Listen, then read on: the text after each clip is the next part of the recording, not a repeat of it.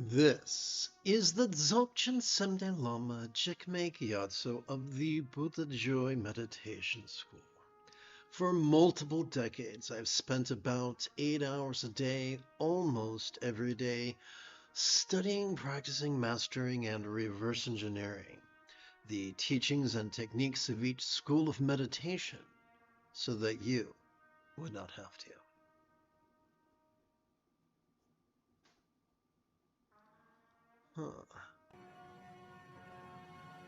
This is a Sokatono Thursday evening. Come, let us meditate like Jedi.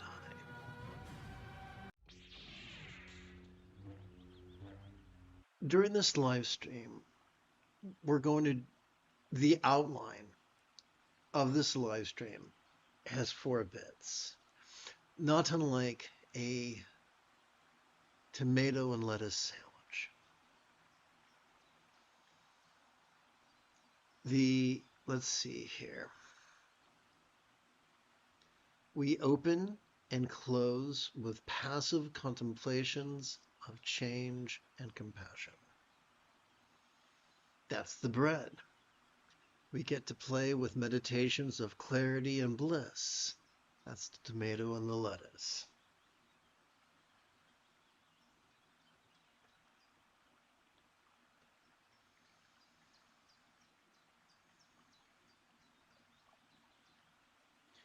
We now turn our attention to impermanence, which is the first fold of the Buddha's Eightfold Path of Enlightenment. Leonardo da Vinci taught that simplicity is the ultimate sophistication, and the Buddha probably agreed because he explained that all that we experience could fit neatly into 4 categories: the mental, the interpersonal, the physical, and the circumstantial. Let us begin with the latter. How are we going to bring our experience of the circumstantial into the path of impermanence? Simple. As we inhale, we're going to silently and mentally recite the noun lots. As we exhale, we're going to silently and mentally recite the verb change. There is no need to believe or visualize or philosophize. If all we do is silently and mentally play with these words in harmony with our inhalations and our exhalations, then a deeper, more visceral realization of impermanence becomes an inevitability.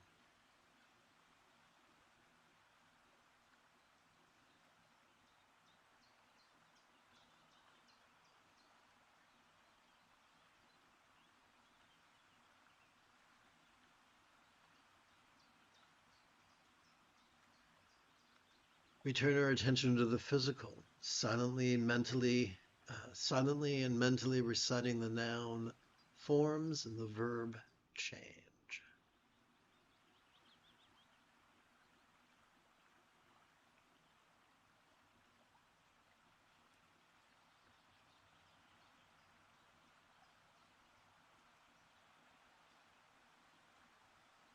One of the great ironies is that simply playing with these 4 passive contemplations can help us keep a relatively even keel when life is throwing fast pitch baseballs at our head. We turn now to the interpersonal, silently and mentally reciting the words speech and change in harmony with our inhalation and exhalation.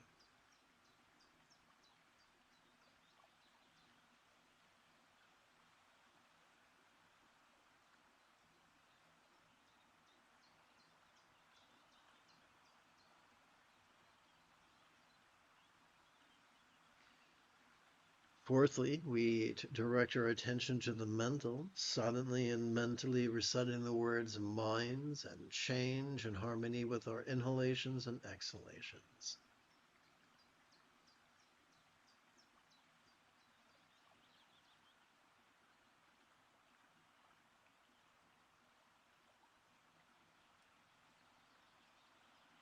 Impermanence is a universally observed phenomenon. We've all seen the sun rise and the sun set.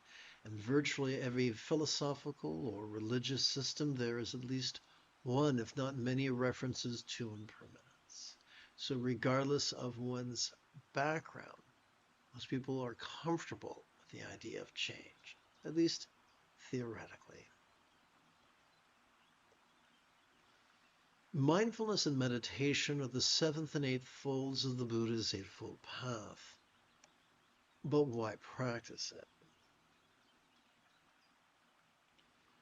For approximately the last 13 millennia, human culture has compelled us to overfocus and overanalyze, thus so fatiguing our dorsolateral and medial prefrontal cortices that we trigger our amygdala, the seat of anxiety and aggression.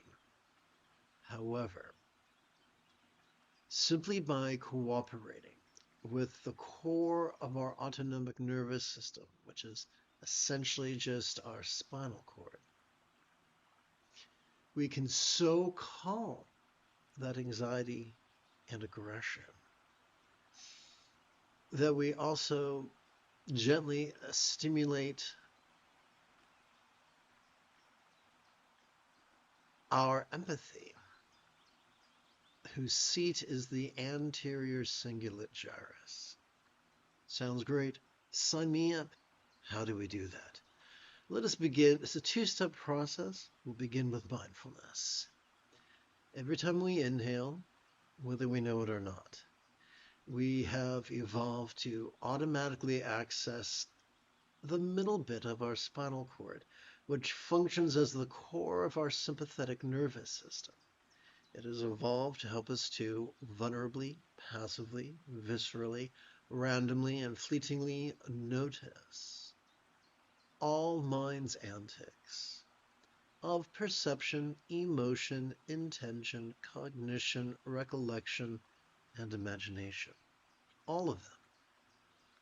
From the external to the internal, from the physical to the mental, from the pleasurable to the painful, from the interesting to the boring, from the glorious to the grotesque.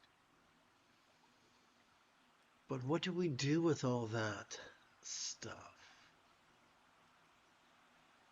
In a word, we meditate.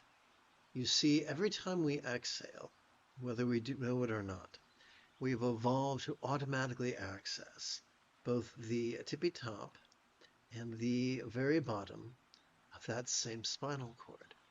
These two extremes, working as a team, function as the core of our parasympathetic nervous system,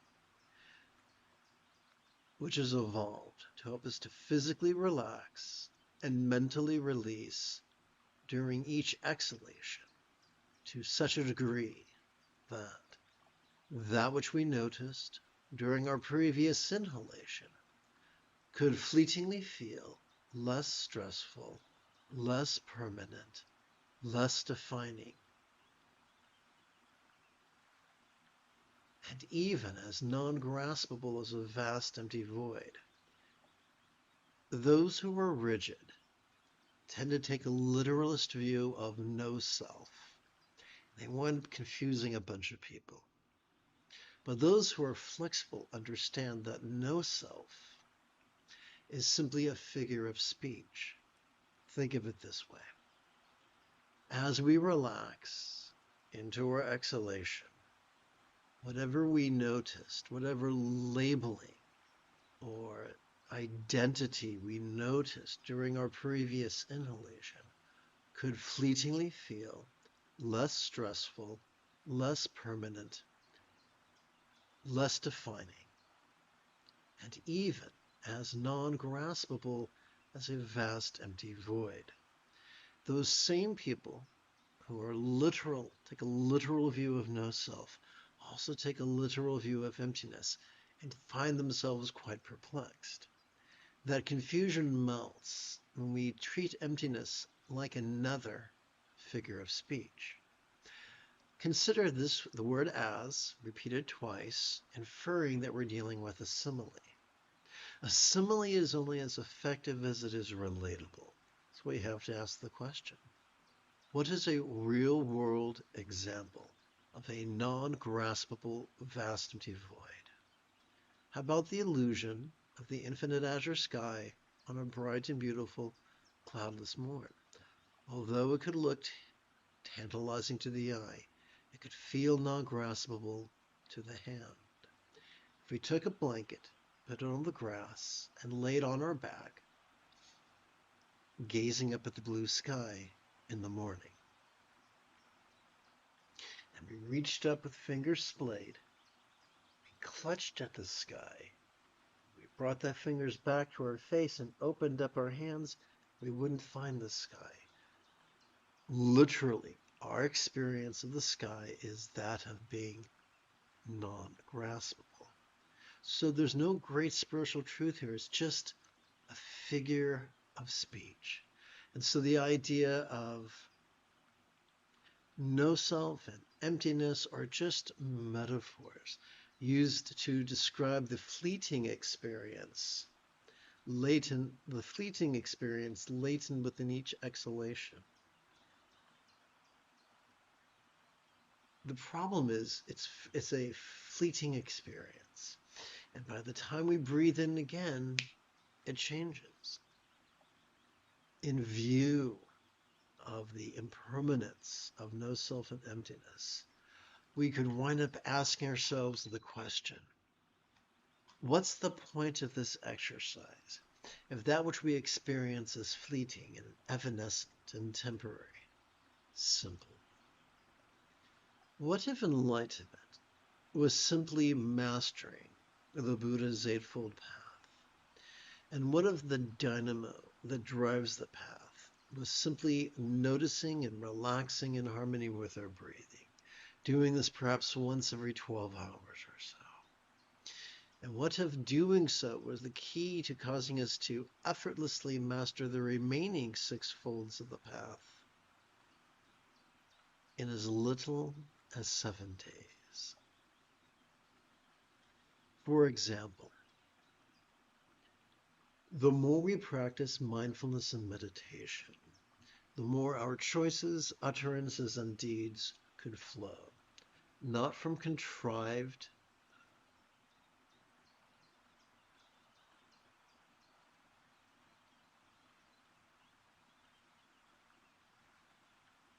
There's a wonderful word that's on the tip of my tongue, and I hope it'll come to me soon.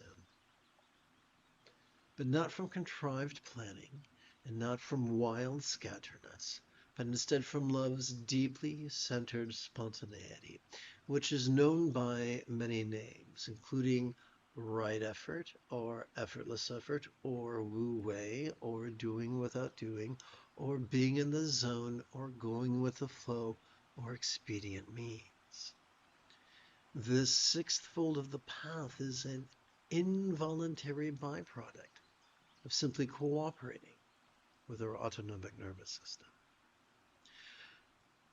So let's begin this evening's first of 2 meditations.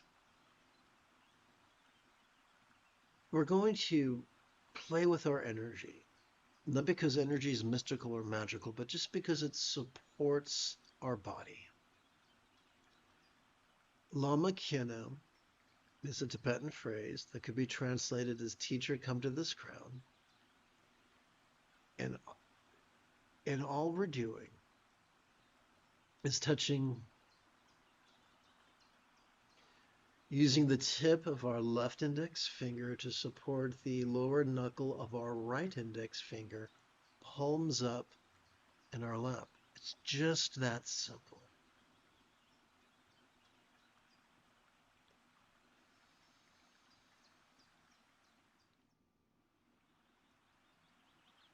Our relationship to our breath is like a piano student's relationship to the metronome. They are absorbed with their sheet music and the fingering of the keyboard, but they are peripherally aware of the clicking of the metronome on the shelf. Similarly, As we are peripherally aware of air entering our nostrils, we can silently and mentally recite the verb watch. As we notice whatever perceptions, emotions, intentions, thoughts, memories, or imaginings cartwheel across the stage of our mind. As we peripherally notice air exiting our nostrils, we can silently and mentally recite the verb rest as we physically relax and mentally release. This is the path of the union of clarity and emptiness, which functions as a carrier wave of peace.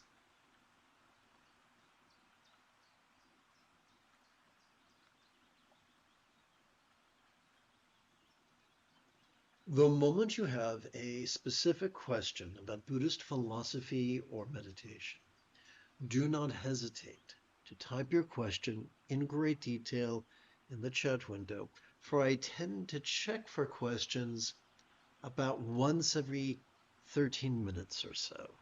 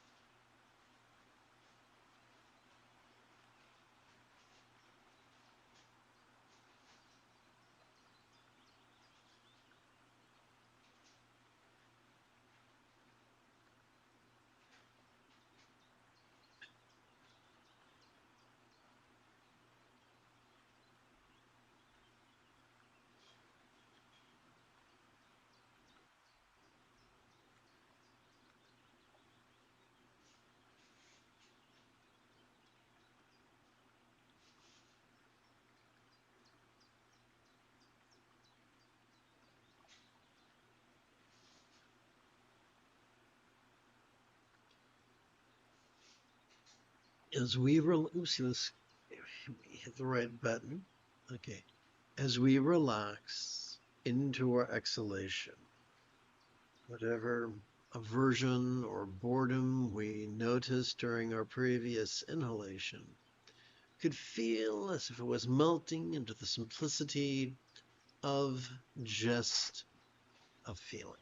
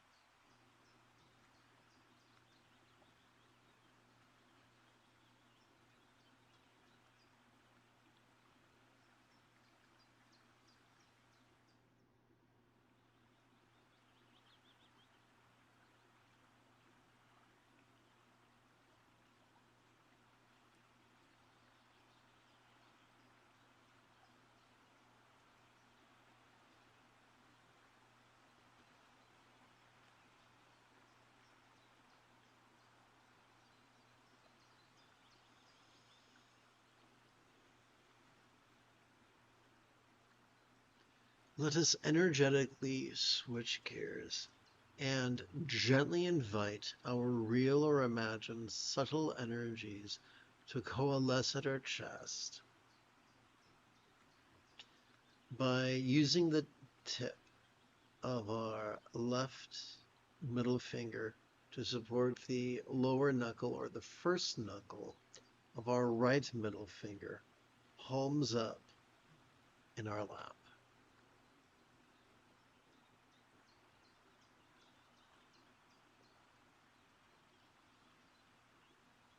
As we feel our chest swell with breath, we could silently and mentally recite the verb feel. As we feel our chest subtly sink, as gently we exhale, we could silently and mentally recite the verb rest. This union of bliss and emptiness serves as a kind of carrier wave for love.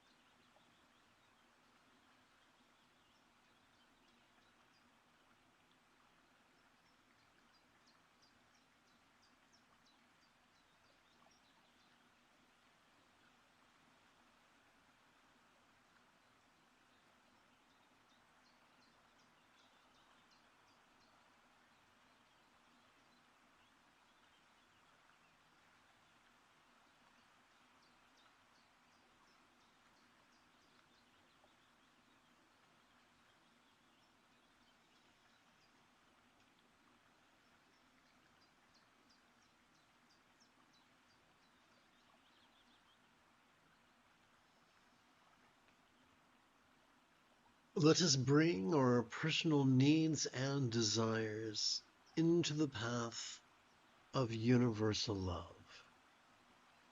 We'll begin with mental kindness, the second fold of the Buddha's Eightfold Path of Enlightenment. As we inhale, we can silently and mentally recite the noun wise, or the adjective wise. And as we exhale, we can silently and mentally recite the pronoun all.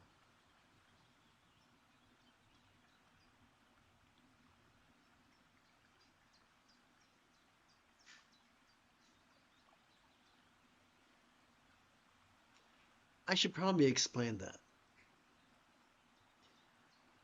Let us lovingly wish that each being's experience of the mental be lavished with great wisdom.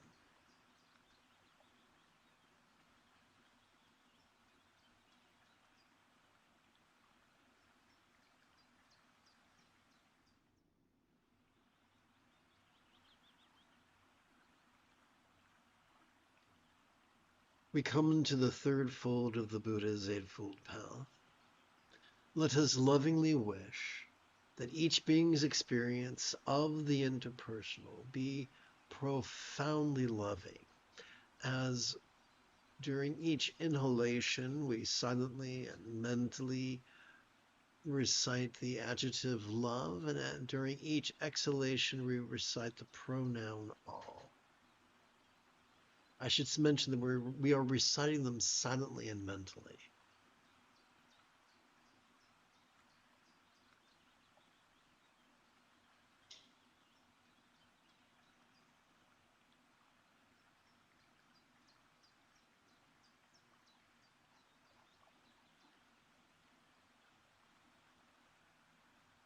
We come now to the fourth fold of the Buddha's Eightfold Path.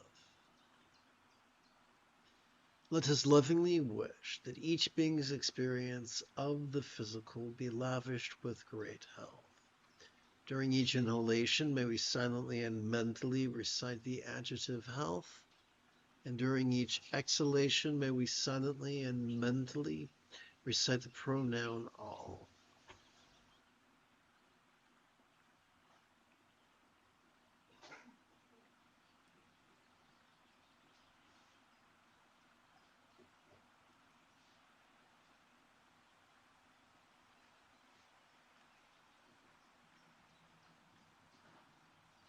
Let us conclude with the fifth fold of the Buddha's Eightfold Path. Let us lovingly wish that each being's experience of the circumstantial be lavished with great fortune. During each inhalation, may we silently and mentally recite the adjective boon. And during each exhalation, may we silently and mentally recite the pronoun all.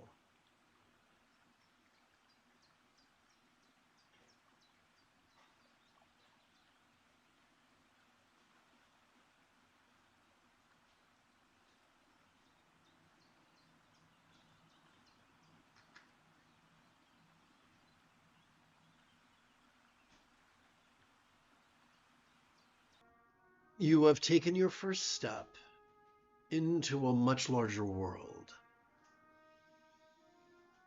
If you feel that I have earned it, you could give this live stream a thumbs up. You could even help support this channel. For Meditate Like a Jedi is made possible thanks to the generosity of viewers just like you.